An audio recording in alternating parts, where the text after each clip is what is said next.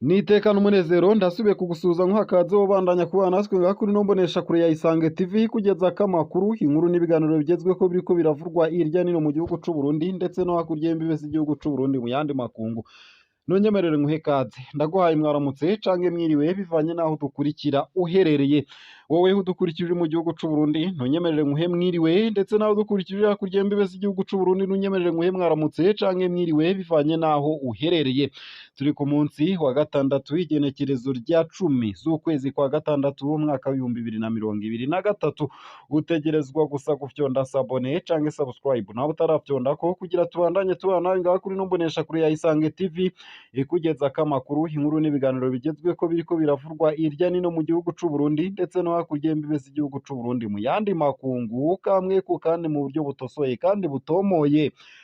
Ubutaka ari inyuma karahinda. Perezida Ndayishimiye yasubiriye kugabisha abarundarunda amafaranga bakayanyegeza. Uyu munsi imbere y'umutaga, Perezida Evariste Ndayishimiye yakoranije abategetsi bakuru baronka amabanga biciye mu itegeko ry'umukuru w'igihugu. Kabaye akaryo ko gushimangira ingingo iherutse gufatwa n'ibanki y'igihugu BRB yo guhindura inoti z'ibihumbi 10 z'amafaranga y'amarundi nyene ndetse n'inote z'ibihumbi 5 mu mafaranga y'amarundi. Perezida Ndayishimiye akaba yagize ati naravuze ko ivyo bifaranga munyegeje nzobihindura ibipapuro, benshi batangura kuvuga ngo ni amajambo gusa, none muravyiboneye. Aha mwokwibuka ko BRB yashinze ko inoti zahahora zizoba zasubijwe zose mu mabanki igenekerezo ry'17 z'ukwezi kwa gatandatu 2023. Umuntu wese akaba arekuriwe kuja kubitsa ayatarenga miliyoni 10 mu gihe amashirahamwe yo arekuriwe kujana miliyoni 30 ku munsi. Perezida Ndayishimiye akaba yatwenze kandi abavuga ko ngo bazoza barabitsa imiliyoni 10 ku munsi. Evariste Ndayishimiye akaba yavuze ko ivyo bidashoboka, uzobikora azoca asigura iyo ariko arakura imiliyoni 10 kira munsi. Umuntu akaba arekuriwe kubitsa canke guhinduza ayaterenga imiliyoni 10 gushika igenekerezo ry'17 z'ukwezi kwa gatandatu 2023, ayandi yose azoca ahinduka ibipapuro. Evariste Ndayishimiye ntiyagarukiye ngaho gusa, yavuze ko n'abanyegeje amadolari nabo nyene ariko arabategurira akantu. Yabasavye kuyanyegurura n'ingoga kuko vuba nabo bazobona ingingo zibabereye. Muri iyo nama kandi Evariste Ndayishimiye n'umukenyezi wiwe baboneka bafise akamwemwe kenshi cane. Ingingo yabo barazi ko ihangayikishije rwose abakeba babo banyegeje amamiliyaridi y'amafaranga, bakaba batabona uko babigenza. Aha uworonderwa cane hakaba General Guillaume Bunyoni. Aha aho bamusakiye bakabura iyo yanyegeje amahera, batoye umugambi wo kumuhana mu guhindura amahera yiwe ibipapuro. Hari abanyagihugu kandi bazogwa mu mporero, ariko kandi hari n'abandi benshi bashobora kugwa mu mporero. None umuntu yarondeye neza amafaranga yiwe, ni kuki bomubuza kuyajana mw'ibanki? Ahubwo bobaza umuntu uzanye amafaranga menshi yo yayavanye, maze uwo basanze yayaronse neza bakayakira. Numva arivyo vyumvikana. Ubundi iyo ngingo irimwo ibihushane, ivuga ko ije kubera hari amahera yabuze mu gihugu, ikongera ikanga ko ayo mafaranga agarukanwa. Ntivyumvikana kiretse ko isigurika muri iyo ntumbero yo guhasha abakeba ba Ndayishimiye. Abategetsi bararyoshe kuraba mu bihe boba biyumvamwo ubushobozi bwose kugeza kubwo gusubiza umuntu mu busa. Nayo kandi ubusuma bw'imiliyoni zirenga 27 ku cuma gitanga amafaranga ca Bankobu i Bururi bwabonywe. Ubusuma bw'imiliyoni 27 z'amafaranga y'amarundi bwabonywe kuri uwu wa mbere mw'ibanki Bankobu i Bururi, ni mu bumanuko bw'Uburundi. Kubw'ivyatangajwe mu gipolisi n'iyo banki, umukozi azwi ku izina rya Boris Bukeyeneza yahamagaye uwumutwara amumenyesha ko atari ku kazi kuri ico cuma gitanga amafaranga ku mugwa mukuru w'iyo ntara. Uwo yikekwa yarahunze. Igipolisi catangaje ko kiriko kiramurondera. Ico cuma gitanga amafaranga cari cugaye ku munsi w'Imana uheze umunsi wose.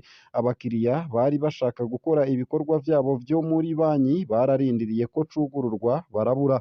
Bankobu nta shami amashami ifise ku mugwa mukuru w'intara ya Bururi. Iyugururwa ry'ico cuma gitanga amahera ryatumye abakiriya b'iyo banki bagabanirizwa urugendo bategerezwa kuja i Matana mu birometero 42 canke mu Rumonge mu bumanuko bushira uburengero ku birometero 32. Abakiriya b'iyo banki bavuganye na SOS Media Burundi bakaba basaba ko ico kibazo gitorerwa umuti vyihuta kugira ngo ico cuma gisubire kugururwa. Babona ko iyugarwa ryaco rikora cane cane ku buzima bwabo bwa misi yose, aho abanyagihugu batakibika amafaranga mu mazu. Kubw'amasoko mu gipolisi, uwikekwa ariko araronderwa. Nayo mu makuru ariko aravurwa hanze y'imbibe z'igihugu c'u Burundi nuko i Masisi ni muri Repubulika Iharanira Rusange ya Kongo abategetsi bakuyeho imikwabu yose yari kw'ibarabara ryerekeza Isake, bikaba vyahimbaye cane abanyagihugu. Imikwabu yari yashizweho n'abawazarendu, imirwi yitwaje ibirwanisho ikomoka muri ako karere kw'ibarabara rya Sake Karuba, yarakuweho yose n'abategetsi ku mpera z'iyi ndwi iheze. Igikorwa abanyagihugu bo mu gice ca Kivu y'uburaruko mu buseruko bwa Repubulika Iharanira Rusange ya Kongo banezererewe cane. Mu kurengana iyo mikwabu, abasanzwe bakoresha iryo barabara bahora bategekwa kuriha amafaranga ari hagati y'igihumbi n'ibihumbi bitanu mu mafaranga y'amanyekongo. Ivyo bikaba vyabababazaga bikongera bigafatwa n'abanyagihugu bahaba ko ari ubusuma. Banezererewe n'ingingo y'abajejwe intwaro yo gukuraho iyo mikwabu. Ndanezererewe cane kubera ko uno munsi dutanguye guca muri rino barabara ata ngorane n'imwe. Ndizigira ko ibi bizomara igihe kirekire natwe tukazoba turaruhutse. Ibi vyashikirijwe na Emmanuel Biriza, umudereva w'ipikipiki ica amafaranga mu kunguruza abantu. Iyo mikwabu itazwi n'amategeko irahungabanya abanyagihugu, ibishikirizwa na Aristote Gerabarite, umunyagihugu aba muri ako karere. Twakiranye igishika iyo ngingo y'abategetsi igira inshuro nyinshi, kandi turafise ivyizigiro ko guhera ubu ibintu bizogenda neza. Uko akaba ariko yavuze yiruhutsa. Na Felix Habimfura, umunyagihugu wo muri ico gice c'iyo ntara, akamo ni kakandi. Ku bwabo ico gikorwa c'abategetsi b'intara bakibonamwo ubutabazi. Twaje ngaha kugira twirabire neza ko iyo mikwabu yakuweho n'abategetsi b'abasirikare. Ego nivyo, uyu munsi turabona ko iyo mikwabu itakihari. Ni akanyamuneza kuri twese. Dusaba abategetsi ko ivyo bobikora no mu bindi bice vya Masisi. Abanyagihugu bararemvye kubera ibikorwa vyo guhungabanya umutekano bikorwa n'imirwi yitwaza ibirwanisho iza yiyongera kuri M23. Ivyo akaba ari ivyashikirijwe na Felix Habimfura. Nayo mu gusozera aya makuru, womenya ko hari umusoda yapfuye ariko aragira imibonano mpuzabitsina. Aho ni mu ntara ya Cankuzo mu gihugu c'u Burundi nyene. Hari umusoda wo mw'ikambi ya Mutukura muri komine n'intara ya Cankuzo mu buseruko bw'u Burundi yaguye mw'ihoteri ariko aragira imibonano mpuzabitsina n'uwundi mugore. Igipolisi caciye gihagarika nyamugore. Vianney Dusabeyeza asanzwe hari umusoda w'imyaka 40 yapfuye mu gihe yariko agira imibonano mpuzabitsina n'umugore w'imyaka 31. Vyabereye mw'ihoteri mu gitondo co kuri uwa karindwi Ruheshi 2023. Konsire nimubona yaciye ahagarikwa n'igipolisi co mu Cankuzo kimupfungira mu gasho kaco. Ikiziga c'uwo musoda yari asanzwe ari umushoferi mw'ikambi ya Mutukura kiri mu buruhukiro bw'ibitaro vya Cankuzo nk'uko bivugwa n'igipolisi.